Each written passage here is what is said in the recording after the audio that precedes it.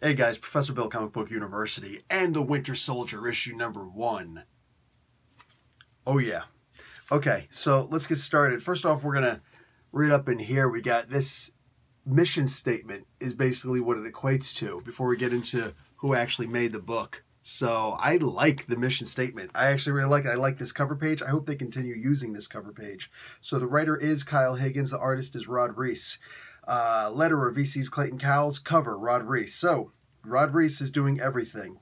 Variant covers: Bill Sienkiewicz, Butch Juice, and Frank D'Armata. All right, so it looks like two different variant covers there. Sienkiewicz doing one of them and the other's doing the other. Okay, and Bucky Barnes was created by Joe Simon and Jack Kirby. Friggin' A, man.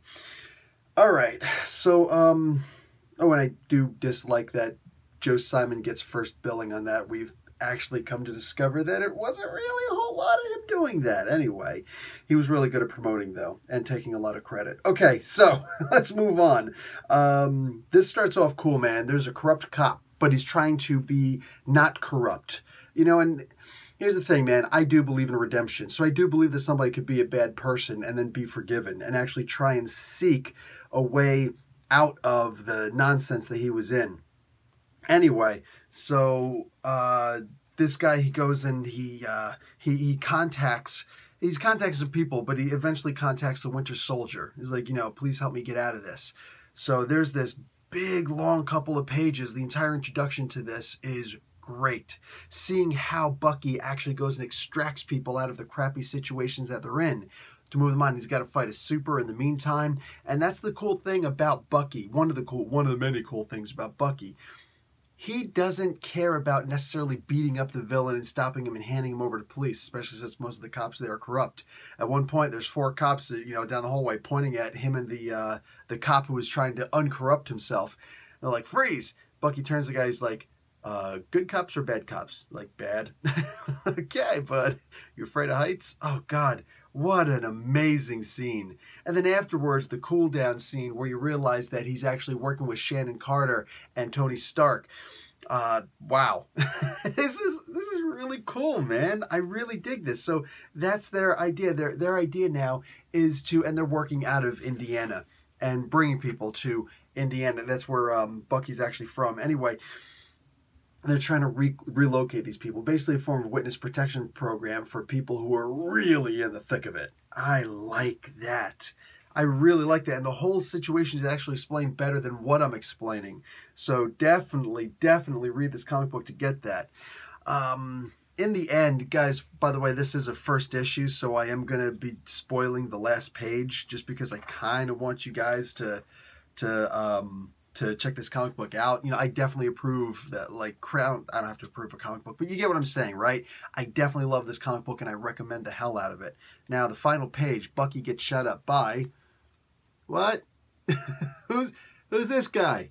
Who's this freak? And he's got an M on his... No, it's not an M. Okay, good. I was looking up from a distance. He's got the star and all that stuff. This kid's name is RJ. We come to find out on the next page, which is a solicit for the next issue. His name is RJ, and... he looks up to the Winter Soldier in a major way. So he's like, you know, wow, I'm so honored that I get the opportunity to kill you. What kind of freaky crap is that? But he's sent by Hydra. So Hydra takes exception to the idea that he's been rescuing some peoples and whatnot.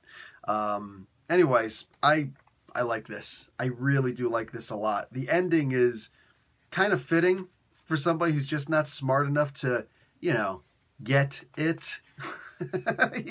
Oh man, there's only but so much you can forgive. There's only but so much. It's like there's a level of stupidity in some people. They just really don't get it. Anyway, you'll understand when you get to the end. Bucky meets up with the guy again in the bar. So the art is interesting. All right, you get a lot of really good images like this. Like when Rod Reis does a close up of somebody's face, like a portrait image. God, it's gorgeous. I love this. It looks like, it looks like a painting, you know? Beautiful. And mind you, Rod Reis does the art for everything in here. I'm liking that more and more comics are getting one person to do everything. Pencils, inks, colors, and the cover. I love that, all right? So definitely, like, no, even any little thing that I say negative about the guy, wash it away, man. But I am going to say that the art sometimes is a little, I don't know, it's a little iffy, but for the most, like, you know, certain scenes that it doesn't have to be great, I guess he's just trying to, you know, push the book out or whatever. Like some of these scenes, not great images, like, whatever. You know, but again, you have stuff like this, you have stuff like this. Oh, God, that is good. Dude, I could jump right into that mural, man. Right in there. That's gorgeous. And maybe try and steal his bike because, dude, really, a lot of these images are amazing images, but they're not all going to be, you know, that quality, that level. Sometimes he's just like, okay, this scene doesn't require it. And there is a lot of detail also given. I don't know if this was in the script or not, but it's like he's a little bit, you know, just looks a couple boring images. So he livens up a little bit, has a little fly come by and he swats the fly, he kills the fly, you know, on his neck. Maybe that'll come back to haunt him. I don't know. But it's the idea that there's a lot of art in here that if it feels, well, it's obviously put in, but it feels like it's not necessary. Maybe it's not, but it does help with the transition from page to page, panel to panel. Now on to Kyle Higgins. I can't recall a single thing that he's written before, but I know for a fact I've reviewed some of the things that he's done before. So I'm still not there yet with Mr. Higgins, but I know that I've obviously read him enough that I'm starting to get his writing. And that's the thing about it. You know, if you're not familiar with somebody's writing, you may have a hard time reading it. I remember the first time that I read something by Brian Edward Hill, the first two things that he wrote, I was just kind of like, you know, this is pretty good. I see some problems with it, but it's pretty good. And at the end of the day, it's one of the things about me maturing as a reviewer. You know what I'm saying? Because, I mean, it's freaking YouTube, for crying out loud. I didn't have to apply for a license or anything to do that. I have a license, to, you know, for a business, for Comic Book University, so somebody can't just come along and take the freaking name.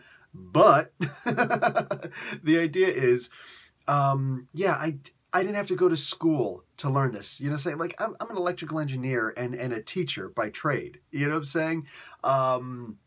I never went to school to learn how to be a reviewer. It's just something that I decided to do. You know, so I'm very amateur at it.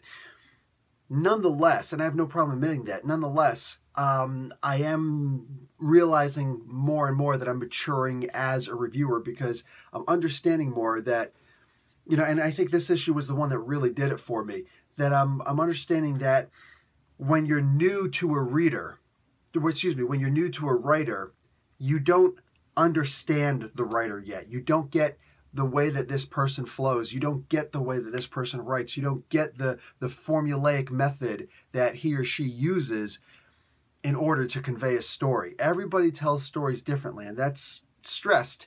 Everybody tells stories differently. And understanding how somebody tells a story is easier because you know some of the kinks, you know some of the flaws, you know some of the swooning parts that you can't wait to get to. And I'm starting to appreciate Kyle's writing a whole lot more because this was a really solid book. Meanwhile, there are some parts in here that I recognize were wrong. And again, it bothers me that I can't remember specific things that he's written, but like it's enough that I'm starting to get his flow. And that's important to me, you know, as not as a reviewer, as a fan, you know? So yeah, just, I don't know. Hopefully this helps with people just starting to read comic books, with people who've been reading for a while, but, you know, somebody new jumps on and they don't make that association because I'm actively trying to make associations and understand what things do I like, what things don't I like, this, that, and the other thing, rather than just calling it a name or something, saying, oh, I don't like this sucks, you know, which I rarely ever do. It's just the idea of understanding the way that someone writes. And you'll either appreciate it or you won't. You stick around long enough, you probably will, though. It's just the matter of getting used to that flow. Anyway, guys, I definitely enjoyed this comic book. And if you could get used to the flow, I think that you will too. But, you know, regardless, this was a solid issue. This really laid in the groundwork for what is probably going to be a great story. This is actually the story that I was hoping that the Marvel 2-in-1, no, not Marvel 2-in-1, Marvel Team Up was going to be. No, Tales of Suspense, for crying out loud. Tales of Suspense that had Winter Soldier and Hawkeye. There was that 5-6 issue miniseries where the Black Widow returned to life. Great series, and I kept on saying, dude, I really hope this continues, where Bucky is meeting up with other people and doing his thing. Okay, so I didn't get that, but I got this, and I'm happy I got this. This is a good issue for Bucky Barnes to continue in, and I really love the plot. All right, guys, Professor Bill, Comic Book University, class dismissed.